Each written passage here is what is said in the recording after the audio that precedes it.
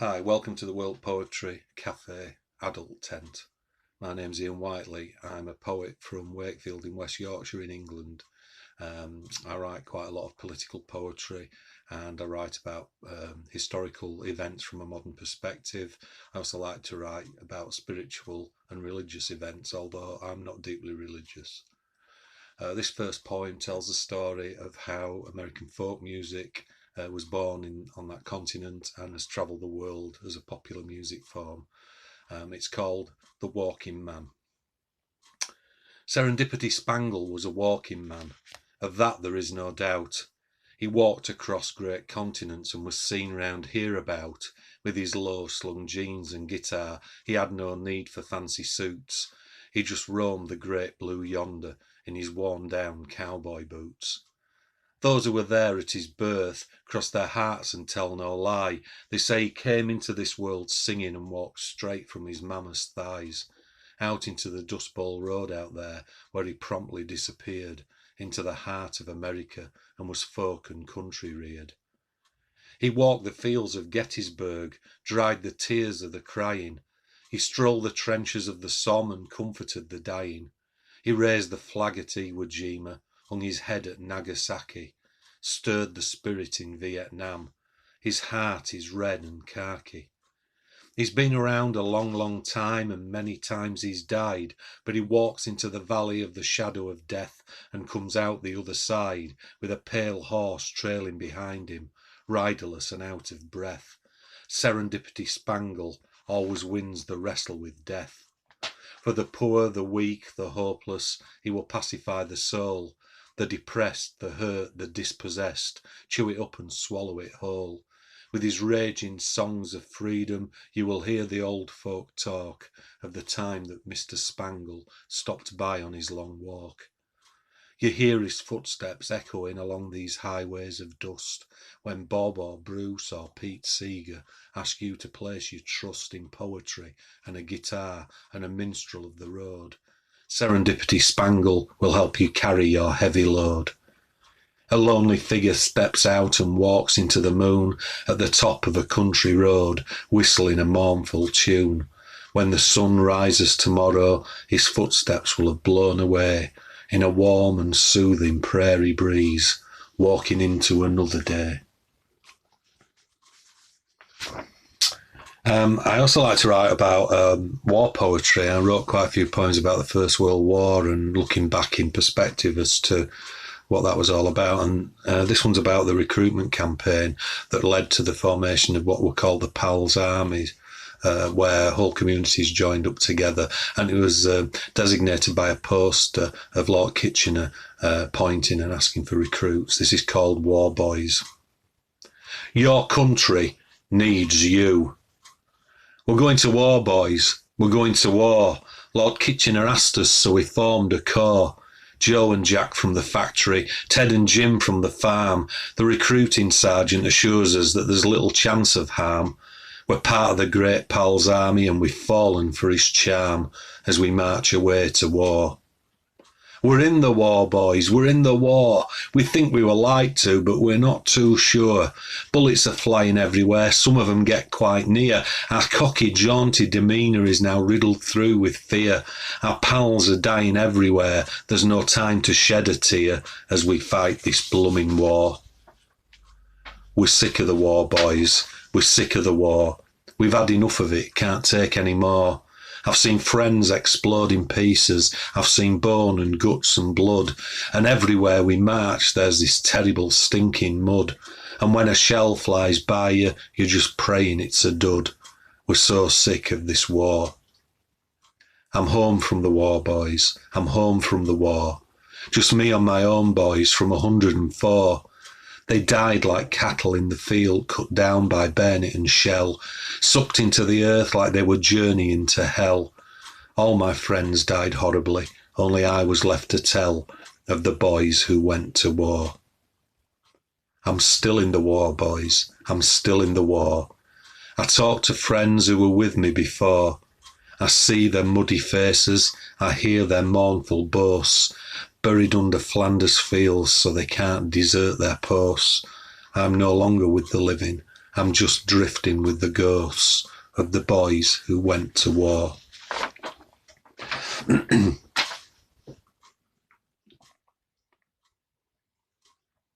This is a political one, but it's also about the war in a way.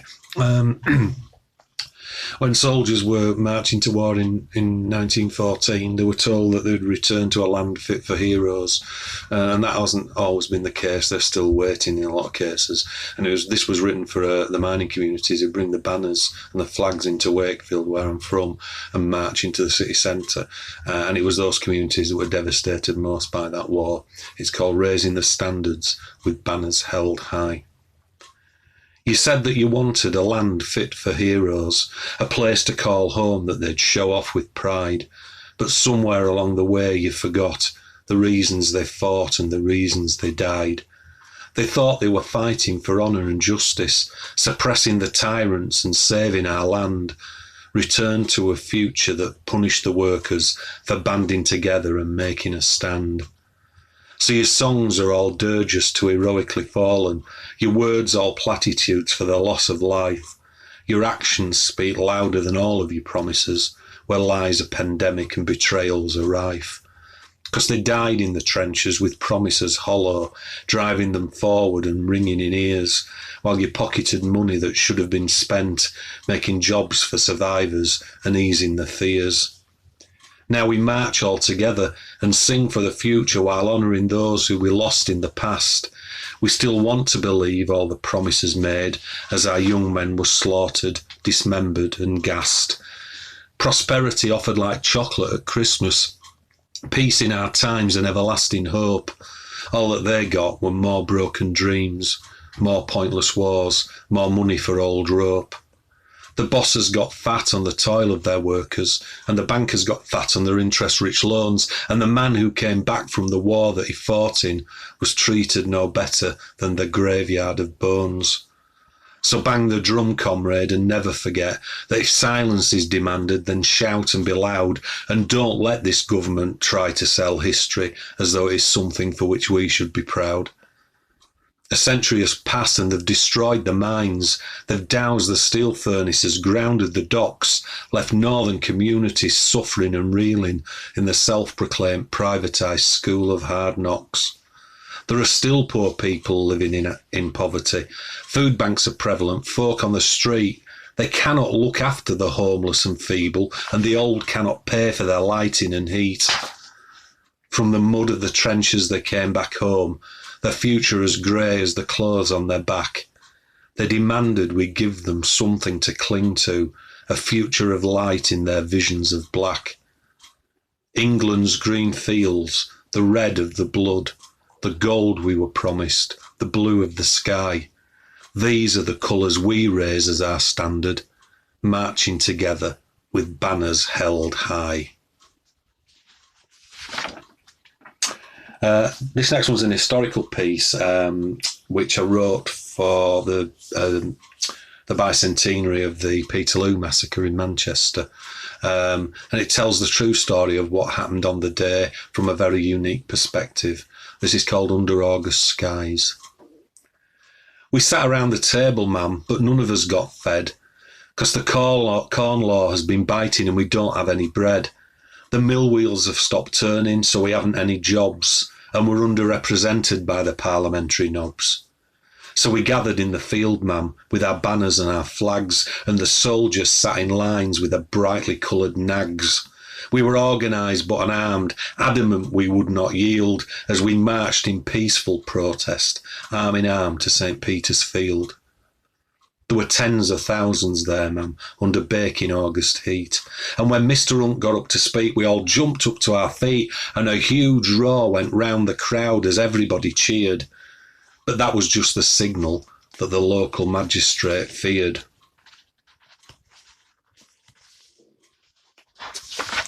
He called up the hussars, ma'am.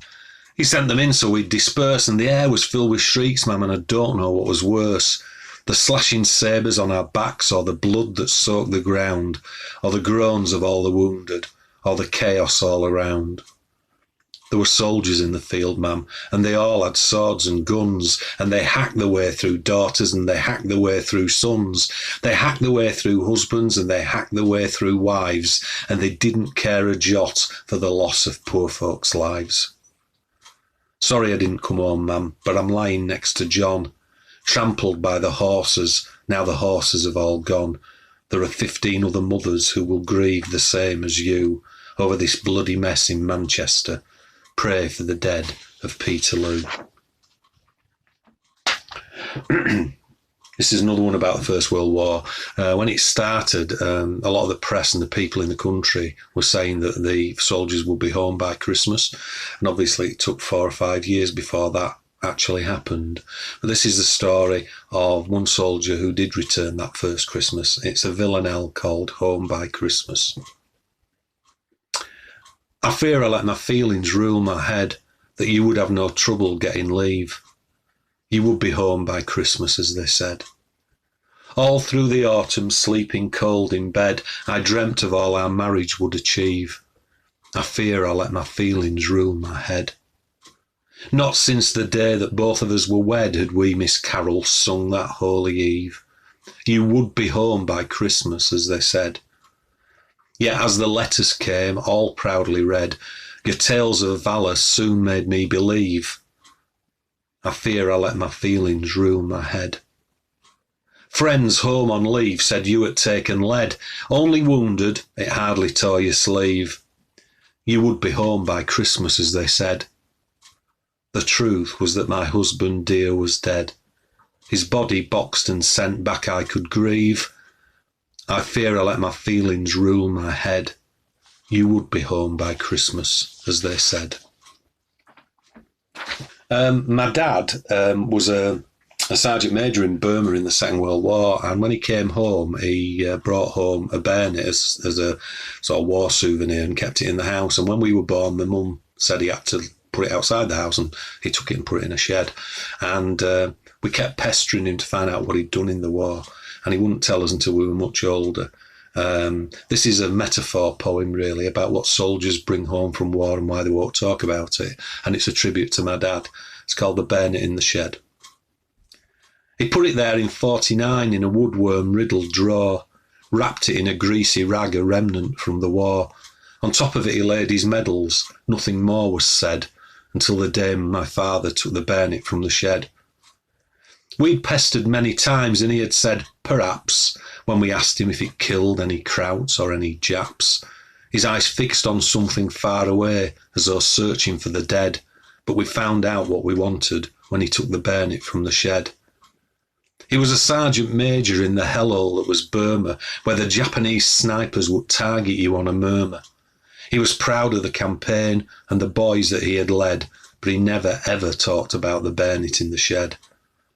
He didn't hate all foreigners, and he said the greatest worker that he had ever met in the war was good old Johnny Gurkha, that being brave wasn't about killing, he was happy when they fled. Then he went down the garden and took the bayonet from the shed.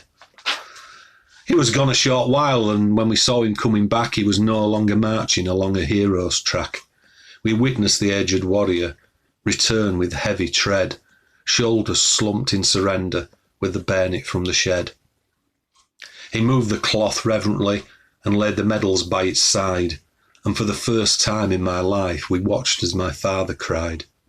We sat with him and looked at it and thought of bodies that had bled after being introduced to the bayonet in the shed. Another metaphor poem, another mystical one of some sort. This is about the changing of the seasons and about how when you get older, you wish that you could have some of that time back again. This is called The Cycle of the Scarecrow. A scarecrow in autumnal sheen thinks of all that he has been. His age-old frame begins to lean as bitter winds blow in so keen. He longs for days of evergreen, so buys back time, wipes the slate clean, gives his soul to the pumpkin queen, the witch who walks at Halloween. A scarecrow in the wax moonlight is snowed upon one winter's night, and as the crystal's soft alight, He dreams perhaps some day he might take footsteps off into the bright ice world. His skeletal delight, some hours later fat and white, with snow flesh waiting for coal sight. A scarecrow in a cutting rain watches his slush slide down the drain, and as it leaves he feels the pain as bones of wood protrude and drain. Weak sunlight sows the sleeping grain as he is called upon again to stand guard over crops, attain dominance over winter's stain. The scarecrow dries in summer sun, knowing that once more he's won the right of those which he is won to face the crows of Albion. Then as the solstice webs are spun and shadows lengthen, days done, he knows that he cannot outrun what autumn's beetles have begun. A scarecrow in autumnal sheen thinks of all that he has been. His age-old frame begins to lean as bitter winds blow in so keen. He longs for days of evergreen, so buys back time, wipes the slate clean, gives his soul to the pumpkin queen, the witch who walks at Halloween. In that poem I mentioned a reference to the Crows of Albion, and that's a project that I am involved in where I put some of my poetry to songs, create them into songs and take them into a studio and record songs with them. And this was one of those. It's a poem about the Tolpuddle martyrs, who were probably the inspiration and the lead for trade unions in the United Kingdom. This was written as a poem about them, and it's also a song on an album that I've done. It's called English Martyr. 'Twas the 24th of February 1834 when the Tolpuddle sheriff came a-knocking at my door. Served with a warrant, I was swiftly dragged away for taking an illegal oath to challenge my meagre pay. You see, we were only paid 6 shillings a week for working the squire's land, so we set up a trade union, and in our little band there was James Hammett and James Brine, Thomas Stanfield and his son John, my brother James and I, George Lovelace, together to right a wrong. They had already cut our wage 3 times in just as many years, and the revolution across the Channel had raised landowners' fears. So when the squire, John Frampton, got wind of what we'd done, he decided to stamp the union out and quell our rebellion. The 6 of us met in the village neath the shade of a sycamore tree. We talked about our plans, took an oath of secrecy, but for this simple action we would lose our reputation, sentenced to hard labour and 7 years transportation.